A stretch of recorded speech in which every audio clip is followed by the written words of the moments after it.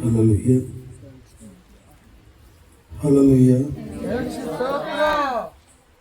దేవునికి స్తోత్రములు.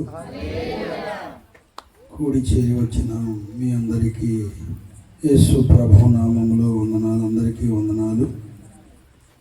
మరి ముఖ్యంగా మన దైవ స్వరూపి బిషప్ గారికి, దానిలయ్య గారికి వందనాలు.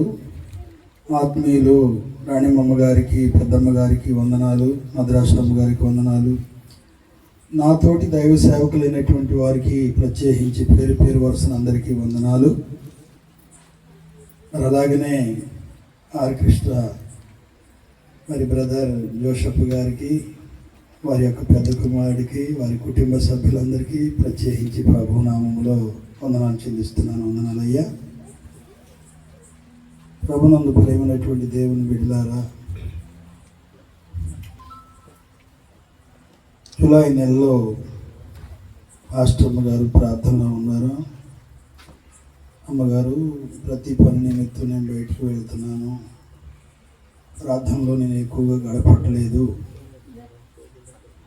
ప్రార్థనలో ఉండండి అమ్మా అని చెప్పానంటే ఉంటానయ్యా అని చెప్పని పాస్టర్ గారు అన్నారు. అమ్మగారు ప్రార్థనలో ఒకరోజు గడిపారు. రెండవ రోజు ప్రభువు మాట్లాడి స్తుతి కూటాన్ని జరపమని చెప్పని ప్రభు చెప్పారు. ప్రభు మాట మీరక అమ్మగారు దర్శనం చెప్పినామంటే దేవుడు చెప్తే కూటాన్ని జరిగించాలమ్మా, వెనకాడకూడదు, లేట్ చేయకూడదు అని చెప్పని అన్నాను. నేను అమ్మగారికి వచ్చినటువంటి దర్శనాన్ని గురించి మాట్లాడుకున్నాం. ఈ లోపల జగేపేట ప్రాంతానికి మద్రాసయ్య గారు, దానిలయ్య గారు బాప్తీసాలకు వచ్చారు. చాలా కాలం అయింది శ్రీమన్ గారి దగ్గరికి వెళ్ళక. అయ్యగారి దగ్గరికి వెళ్ళి అయ్యగారిని పలకరించి వెళ్దామని చెప్పని వచ్చారు. అయ్యగారితో ఈ దర్శనం చెప్పాను. అయ్యా, పాస్టర్ గారికి ప్రభువు చెప్పాడంట కూటమి పెట్టమని అంటే, ఎప్పుడు కూటమి ఏంటని అడిగాడు. కూటమి డేట్ పెట్టలేదయ్యా, ఈ నెలలోనే కూటమి జరగాలని చెప్పారంటే ఎప్పుడన్నారు, 30వ తారీఖు గురువారం కూటమి పెట్టుకుంటాం అయ్యా అని చెప్పంటే, సరేనయ్యా నేను అమ్మగారితో మాట్లాడాలి, విశాఖపట్నం రాను అమ్మగారితో మాట్లాడాలి, అమ్మగారితో మాట్లాడి మీకు ఫోన్ చేస్తాను అన్నాను. అమ్మగారితో మాట్లాడి అయ్యగారికి మళ్ళీ ఫోన్ చేయడం జరిగింది. అలాగేనయ్యా అని చెప్పి ఇచ్చిన మాట ప్రకారం ఈ నందిగా ఉన్నటువంటి ప్రాంతానికి దైవ సేవకులు రావటం జరిగింది. మరి దేవుని మహా అపారమైనటువంటి కృపను బట్టి దేవుడు దివ్య దర్శనాన్ని ఇచ్చాడు. మరి ఇచ్చినటువంటి దర్శనాన్ని బట్టి నేటి దినాన ఈ జూలై 30వ తారీఖు గురువారం ఈ రాత్రికాల సమయంలో ప్రభు అపారమైనటువంటి కృప చేత ఈ కూటాన్ని జరిగిస్తున్నారు. నా నీతిని బట్టి కాదు, నా భక్తిని బట్టి కాదు, దేవుని ఉచితమైనటువంటి కృపలో ఈ కూటాన్ని జరిగిస్తున్నారు. నా పట్ల దేవుడు ఇంతగా ప్రేమించి ఇంత గంభీరమైనటువంటి కూటాన్ని జరిగిస్తున్నటువంటి దేవాది దేవునికి కోట్ల కొద్దిగా కృతజ్ఞతాస్తుతులు స్తోత్రములు చెల్లించుకుంటున్నాను. దేవునికి స్తోత్రము. హల్లెలూయా. ప్రభునందు ప్రేమైనటువంటి దేవుని బిడ్డలారా, నా పట్ల దేవుడు గొప్ప కార్యాలు చేసిండు. వాస్తవమే. నా ఆత్మీయ కుమారులు ఇస్రాయలయ్య గారు, ప్రేమరాజయ్య గారు చెప్పినటువంటి మాటలు చాలా తక్కువ కొద్దిలో ముగించారు. 24 గంటలు విరామం లేకుండా చెప్పినా కానీ తరగని మాటలు దేవుడు నా పట్ల చేసినటువంటి కార్యాలు.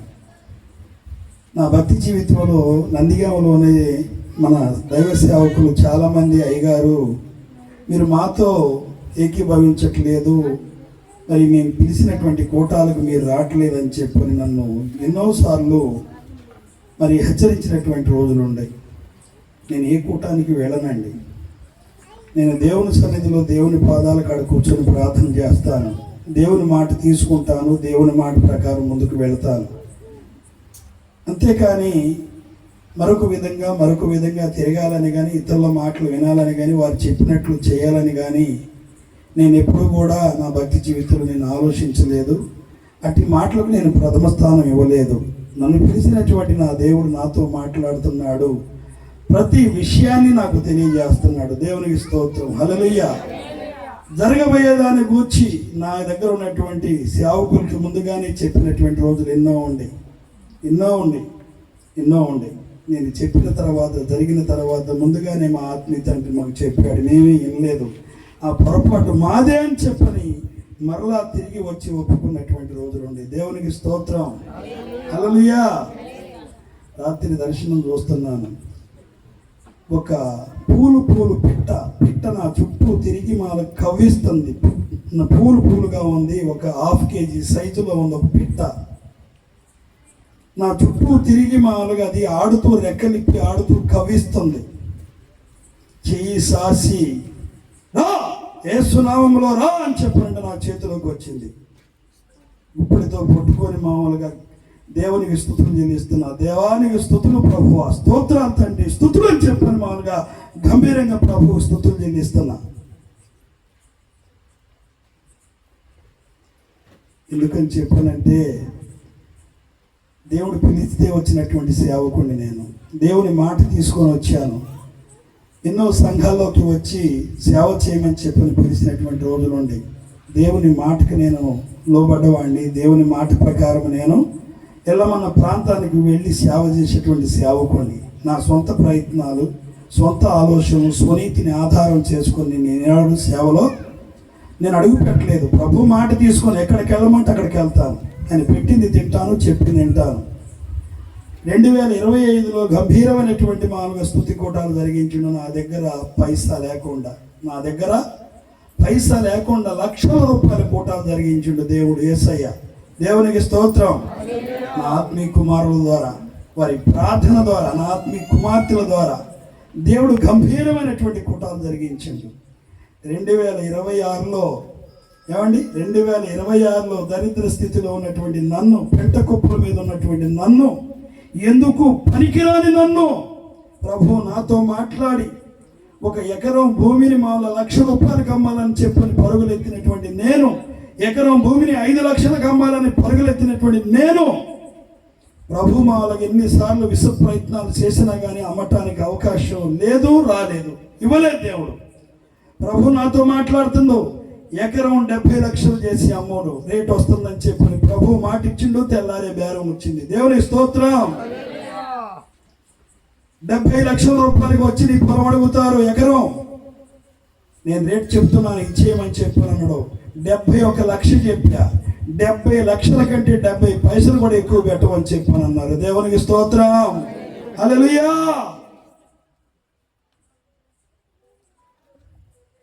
అవునండి, నేను ఏ ఒక్కరిని తెలిసిన వారిని అడిగినా, తెలియని వారిని అడిగినా, నేను అడిగితే లేదనలేదు, కాదనలేదు. 1,00,000 రూపాయలు తీసుకొచ్చి ఇచ్చారు నా భక్తి జీవితంలో.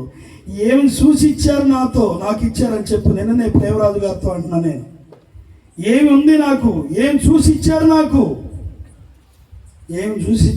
అని చెప్పని నిన్ననే అన్నాను ప్రేమరాజు గారితో. నాకు అర్థం కాలేదు ఏం చూసి ఇచ్చారని చెప్పి నన్ను నేనే మామూలుగా నేను క్వశ్చన్ చేసుకోలేకపోయాను. ప్రభు ఇచ్చాడండి. పేద స్థితిలో ఉన్నటువంటి నన్ను గురి తిరిగినటువంటి దేవుడు, దరిద్ర స్థితిలో ఉన్నటువంటి గురి తిరిగినటువంటి దేవుడు కృప చూపించాడు, నన్ను అత్యధికంగా ఆశీర్వదించాడు. నిజమే, పొలం అమ్మిన డబ్బులు కాదు, స్థలం అమ్మిన డబ్బులు కాదు. అర్థం కాలేదండి. దేవుడు ఆశీర్వాదం నా పట్ల ఎంతగానో ఉంది. దేవుడు ఎంతగానో నన్ను ఆశీర్వదించింది. ఏమండి, నా భక్తి జీవితంలో మాలు ఏ ఒక్కరిని చేయి చాసి నేను స్తుతి కూటం పెడుతున్నాను మాలుగా చెప్పి నేను బయట వారి దగ్గరికి వెళ్ళి చేయి చాసి ఏనాడు మాలు నేను పావలా అడిగి కూటాలు పెట్టిన వాడిని కాను. దేవునికి స్తోత్రం. ఏమండి, దేవుని పిల్లలు వస్తే నా ఇంట్లో చేయి కడకుండా బయటికి వెళ్ళటానికి నేను ఒప్పుకోను. దేవుడు ఇచ్చినటువంటి మహాకృపాది, కానుకీకుండా మాలకు పంపిను. దేవుడు ఇచ్చినటువంటి మహాకృపాది. నా ఆత్మీయ సేవకులే నన్ను అడిగారు, ఎక్కడి నుంచి వస్తుంది, ఎందుకు బ్యాగ్లో చేయబెట్టి తీసిస్తావు,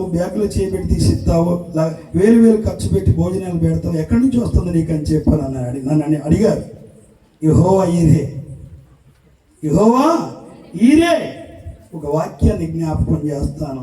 113వ అధ్యాయము 7వ వచనం 8వ వచనం దయచేసి చదవగలుగుతారా? చదవండి.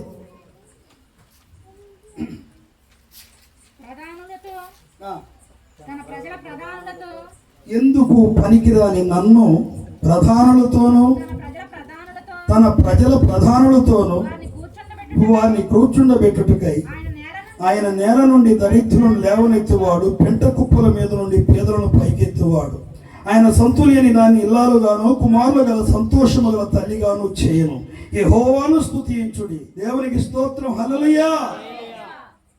ఆది కాండం నుండి ప్రకటన వరకు కళ్ళు మూసుకొని కళ్ళకి గంతలు కడితే మామూలుగా వాక్యాన్ని విరామం లేకుండా చెబుతాను. దేవుడు ఇచ్చినటువంటి కృపావరం నాకు అది. నేను చదివింది 4-5 తరగతులే, అప్పుడే మర్చిపోయాను. నా యొక్క బాల్య దినాల్లోనే ప్రభు నన్ను పిలిచి అయ్యగా చెప్పాడు. మాలుగా ఇంజనీరింగ్ కాలేజీలకు తీసుకెళ్లి ప్రభు నన్ను మాల లోపలికి పంపించి ప్రభు వెళ్ళిపోతుంటే వెనక్కి తిరిగి చూస్తున్నాను దిగాలు పడి. ఏంటి నేనేంటి, ఇంజనీరింగ్ ఏంటి అయ్యా ఏంటని చెప్పని దిగాలు పడి చూస్తున్నా. ఎళ్ళో అని చెప్పాను అంతే. దేవునికి స్తోత్రం, దేవునికి స్తోత్రం. హల్లెలూయా. ఏమండి, దేవుడు చేసినటువంటి ఆశ్చర్య కార్యాలు 1 కాదు 2 కాదండి నా జీవితంలో. ఎందుకు పనికిరాని నన్ను, దుమ్ములో దుమ్ముగా ధూళిలో ధూళిగా కలిసిపోయి నన్ను సజీవునిగా బ్రతికించి నేటి దినాన ఏమండి 30వ తారీఖు, ఏ నెల ఇది? జూలై 30వ తారీఖు గురువారం స్తుతి కూటాన్ని యేసయ్య నామములో జయకరంగా భక్తుల్ని తీసుకొచ్చి, ఆత్మీయ బిడ్డలను తీసుకొచ్చి, సేవకులను తీసుకొచ్చి గంభీరమైనటువంటి కూటాన్ని జరిగిస్తున్నటువంటి దేవాది దేవునికి వేలల కొద్దిగా లక్షల కొద్దిగా స్తోత్రాలు చెల్లిస్తున్నాను. స్తుతులు, కృతజ్ఞతలు, స్తుతులు ప్రభువా, స్తుతులు. ఎందుకు పనికిరాని నన్ను నిలబెట్టినందుకు దేవునికి కోట్ల కొద్దిగా కృతజ్ఞతలు. మరొక మాటను జ్ఞాపకం చేసుకుందాం. చూడండి,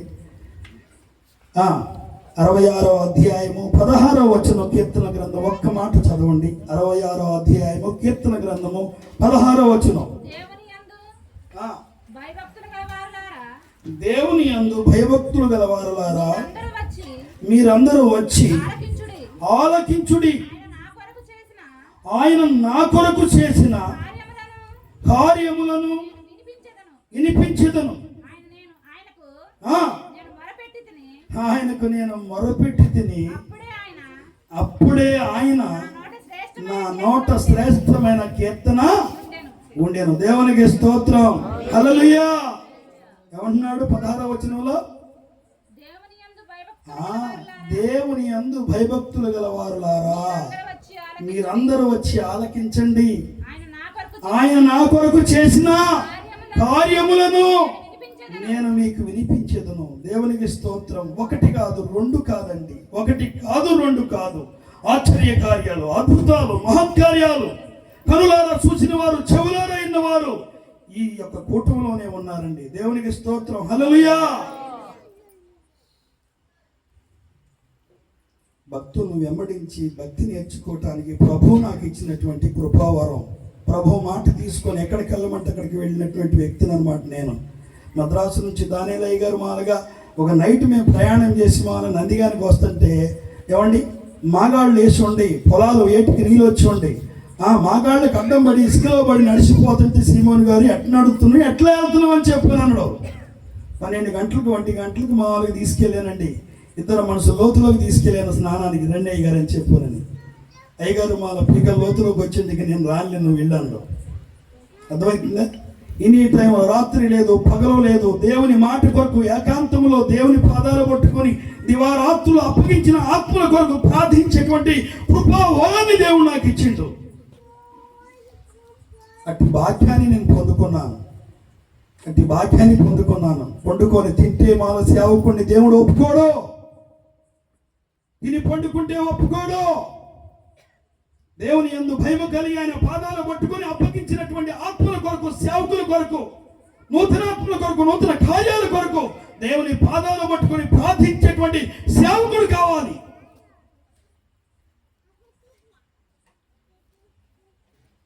రఘునాథ్ గారు చెప్పింది, చెట్టు పేరు చెప్పి కాయలు అమ్ముకోవటం కాదు. ఇప్పటికి కూడా ప్రభు నామంలో చెబుతున్నాను, డే అండ్ నైట్ 24 గంటలు విరామము లేకుండా మాలో నేను ఎదురు చూస్తాను. నువ్వు రాదే, నేను భక్తి నేర్పుతానంటే వచ్చి కాలు కాడ కూర్చొని నేర్చుకుంటాను. నేను భక్తి నేర్చుకుంటానంటే నేను కుర్చీ మీద కూర్చోబెట్టి కింద కూర్చొని భక్తి నేర్పుతాను యేసు నామములో. ఇది దేవుడు నాకు నేర్పినటువంటి భక్తి. ప్రభునందు ప్రియమైనటువంటి దేవుని బిడ్డలారా, దేవుడు ఈ సమయాన్ని, ఈ తరుణాన్ని, ఈ అవకాశాన్ని నాకు, నా కుటుంబానికి ఇచ్చిండు. మనందరి కుటుంబాలకి ఇట్టి కృపను దయచేసిండు దేవుడు. ఈ యొక్క భాగ్యాన్ని, ఈ సమయాన్ని, ఈ తరుణాన్ని, ఈ అవకాశాన్ని ఇవ్వకపోతే నేను దేవుని సన్నిధిలో ఈ విధంగా నిలబడి సాక్ష్యం చెప్పగలుగుతానా? మీరు సాక్షి వినగలుగుతారా? మనందరికి కలగజేసింది ఎవరు? ఈ కృప దేవుడు. అటు దేవునికి మహిమ కలుగును గాక. అటు దేవునికి మహిమ కలుగును గాక. ఈ సమయాన్ని, ఈ తరుణాన్ని, నా అవకాశాన్ని నాకు ఇచ్చిన దేవునికి మహిమ కలుగును గాక. కూడి చేరి వచ్చిన మీ అందరికీ వందనాలు. నా కొరకు, నా కుటుంబం కొరకు ప్రార్థన చేయండి. ఎన్నో రోజులు, ఎన్నో వారాలు, ఎన్నో నెలలు, ఎన్నో సంవత్సరాల మట్టి అద్దె ఇళ్లలో ఉండి నేను మా సేవ చేస్తున్నాను. వేలు కట్టుకుంటా. ఏమండి, ప్రభు మామూలుగా మందిరానికి, గృహానికి స్థలం ఇచ్చులాగిన, గృహం కట్టబడినట్లుగా, మందిరం కట్టబడినట్లుగా, సేవ జరిగినట్లుగా, కార్యాలు జరిగినట్లుగా మీ అనుదిన ప్రార్థనలో ఈ పేదదాసుడిని జ్ఞాపకం చేసుకోండి. దేవుడు నాకు ఏ కొదువు చేయలేదు, సమృద్ధినిచ్చిండు. దేవునికి స్తోత్రం. హల్లెలూయా. నాకు ఏమీ లేనప్పుడు కూడా నేను దేవుని మీద నిందేయలేదు. దేవునికి స్తోత్రం. అది ఎందుకని చెప్పండి, పిలిచింది దేవుడు. పిలిచిన దేవుడు అన్యాయస్తుడు కాడ్. మొరపెట్టు వారందరికీ, తనకు నిజముగా మొరపెట్టు వారందరికీ యెహోవా సమీపముగా ఉన్నాడు. తన యందు భయభక్తులు గల వారి కోరిక ఆయన నెరవేర్చును. నెరవేర్చే దేవుడు ఆయన యందు నువ్వు భయము కలిగి భక్తి చేస్తే నీ కోరికను నెరవేర్చే దేవుడు నీ పక్షా నుండి నీ కోరికలు నెరవేరుస్తాడు. దేవునికి స్తోత్రం. దేవునికి స్తోత్రం. హల్లెలూయా. ఇట్టి సమయాన్ని, ఇట్టి అవకాశాన్ని ప్రభు నాకు, నా కుటుంబానికి అనుగ్రహించి, మనందరి కుటుంబాన్ని ఒక కుటుంబంగా ఇక్కడ చేర్చి, ఈ సమయాన్ని, ఈ తరుణాన్ని, ఈ అవకాశాన్ని నాకు, నా కుటుంబానికి అనుగ్రహించి ఇటు సాక్ష్యాన్ని చెప్పుకునే భాగ్యాన్ని కలగజేసిన యేసయ్యకి స్తోత్రములు, వందనాలు, కోట్ల కొద్దిగా కృతజ్ఞతలు. దేవుడి కొద్ది సాక్ష్యములు దీవించి ఆశీర్వదించును గాక. ఆమేన్. చిన్న ప్రార్థన. సర్వ